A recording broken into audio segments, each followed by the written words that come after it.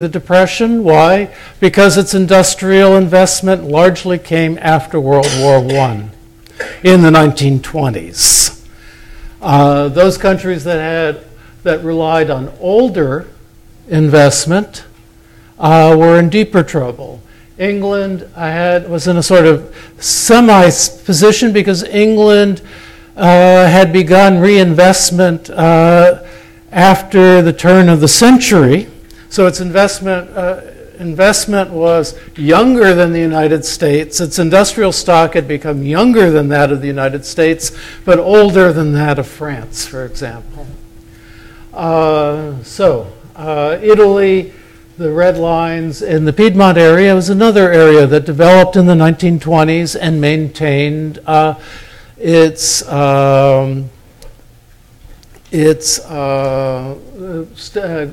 steady state, if not growing some, during the 30s. Now, one of the reasons that the Depression hit Europe when it did was a result of a U.S. effort to address the problems caused by the Depression, and that was the what's it called? The Tariff Act, the Haas-Mooley, I've got it written. Lost my place in my notes. Anyway, in 1930, the federal government, the Congress, passed the highest increase in protective tariffs in the history of the United States. The purpose of it was to buy American. That during economic hard times, you would stop buying products from Europeans and Japanese, who are major trading partners, and you would buy from each other. You thought of the nation as a family. The problem was that Europe required then, and probably still today, required the U.S. market. And so with the closure of the U.S. market, the European business began to collapse. There were already financial problems, credit problems, due to the financial and credit problems in the United States that were affecting European companies, but they had lost their most important market. And so plants started shutting down, companies started going bankrupt, unemployment shot to much higher levels in Germany than it reached in the United States, and not only Germany.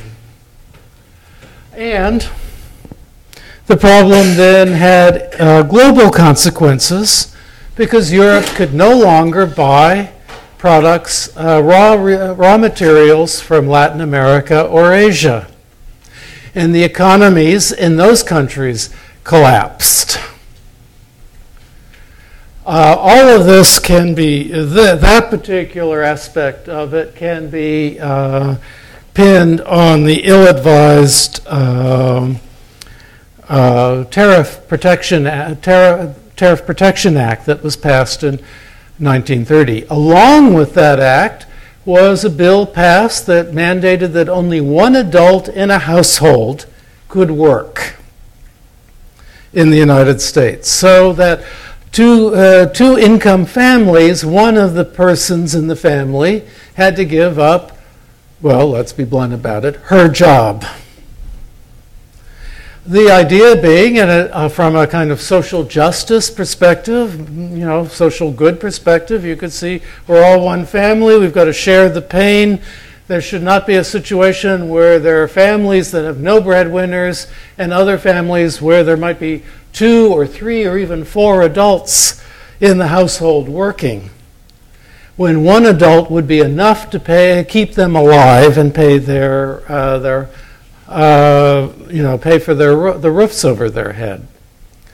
There were exemptions, however, for professionals and for property owners. So if you were a small business person and your wife was a small business person, you both kept running your small business. This was about salaried employment.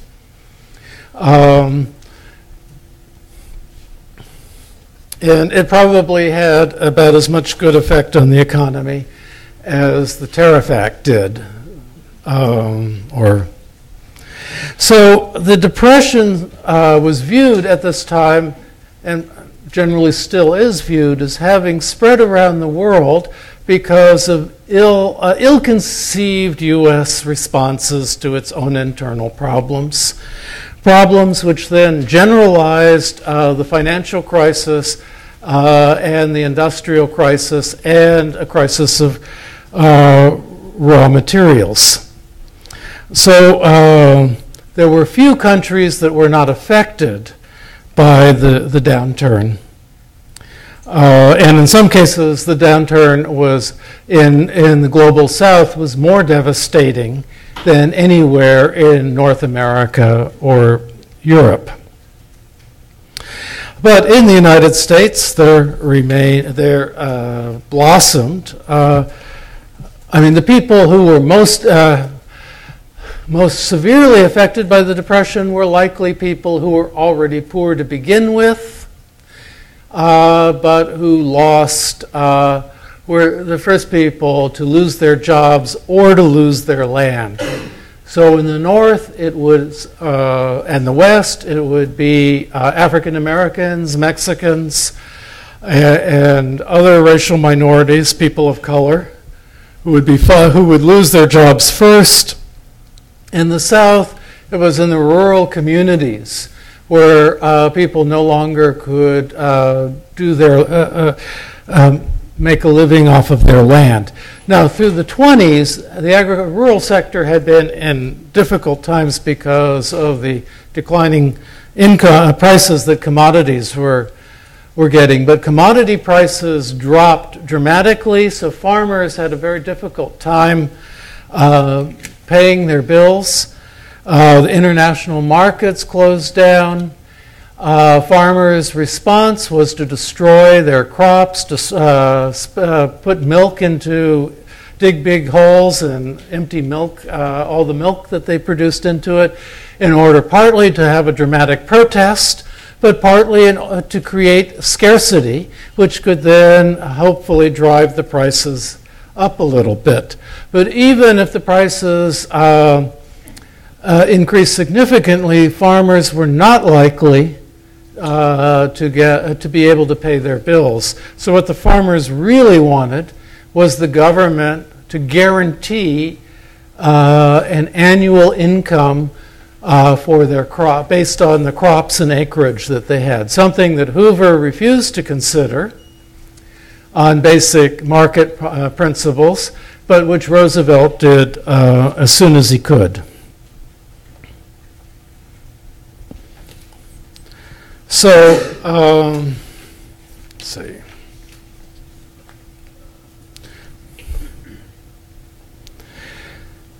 So people lost their homes, and you began to have squatter communities, and mass migration out to California, oftentimes in the jalopies that you can see in movies like Grapes of Wrath, but also a lot of people just walked. The rate of migration was so heavy that California put border guards in Nevada and Arizona to prevent people coming into the state who did not have adequate resources, something that probably was in fact illegal. So, before we go into the causes,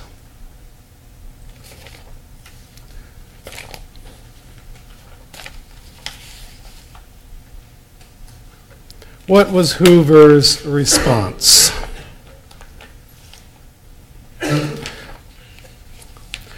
Hoover, throughout this period, was trying to address the problem. He spoke optimistically about the future always, which now made many of his statements look foolish in retrospect. But as president, he could hardly afford to foster gloom, so anything he was going to say was, hey, things are bad, but our foundations are good. If we just get together, if we're not selfish, we'll be able to overcome this like we have previous problems. He was an engineer, and he believed in economic planning and in efficiency, so he threw himself with his advisors into the effort to find solutions to the economic crisis. When he started out, the media was full of hope because this was the man who had saved Russia from going down the tubes, who had saved 5 million people from starving to death in Russia. So if he could save Russia, certainly he could save the United States and do even better. So the media congratulated the public that they were lucky that they had elected Hoover instead of Al Smith. And to some degree, maybe they were right, because Al Smith and his wing of the Democratic Party were in favor of tight fiscal policies. The Democrats were saying the solution to the Depression is to cut federal spending and raise taxes. Yeah. Wasn't Hoover similar in that he wanted to stay on the gold standard? He wanted to stay on the gold standard, but so did everybody, actually. That would limit fiscal stimulus, right? Right. But if you cut off the gold standard, you were doing another nail in the coffin of global trade. And how was the United States going to recover if it couldn't participate in global trade? So one of his major goals was to figure out how to rebuild global trade.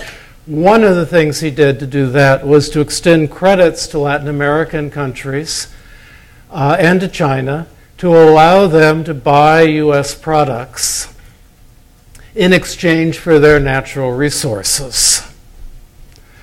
No, the Democrats at this time were still the party of small government.